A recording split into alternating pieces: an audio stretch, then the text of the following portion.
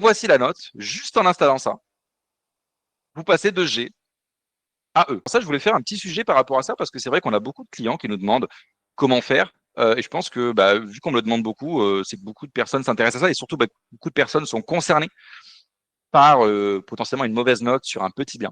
C'est un appartement qui fait 20 mètres carrés, d'avant 1949, des murs en pierre de 35 centimètres, pas d'isolation bien sûr, radiateur électrique, un ballon électrique et des fenêtres en bois simple vitrage.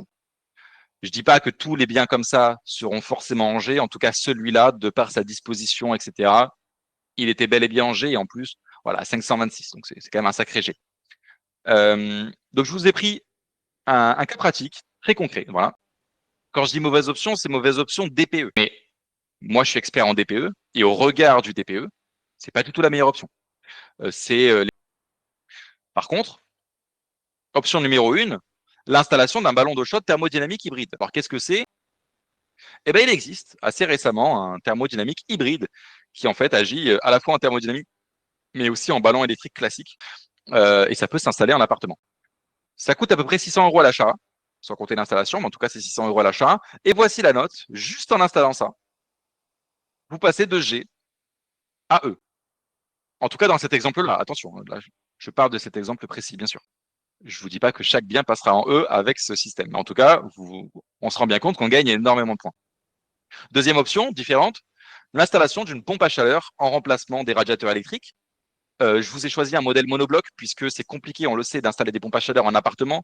Il faut une autorisation. Le gros moteur sur le balcon, c'est souvent refusé.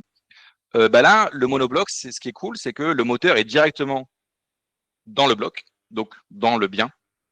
Il faudra tout de même une autorisation de la copro puisqu'il va falloir poser le bloc sur le mur et faire en sorte qu'il y ait un petit trou qui passe dans le mur pour évacuer l'air chaud ou l'air froid. Et c'est une autorisation beaucoup plus acceptable par la copro que de poser un moteur à l'extérieur. Si c'est accepté, c'est quelque chose qui vaut à peu près 1000 € à l'achat, sans compter l'installation. Mais regardez ce qui se passe au niveau de la note.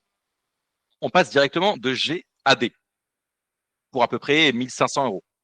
Franchement, en rapport qualité, en rapport prix DPE, on est quand même sur le top du top. Vous passez avec le ballon thermodynamique et la pompe à chaleur monobloc, vous passez de G à C. Donc avec à peu près, allez, on va dire 2000, 2500 € de travaux. Pour rappel, en changeant les fenêtres, c'était le même prix en termes de travaux et on passait de G à G. Donc forcément, il y a une belle différence.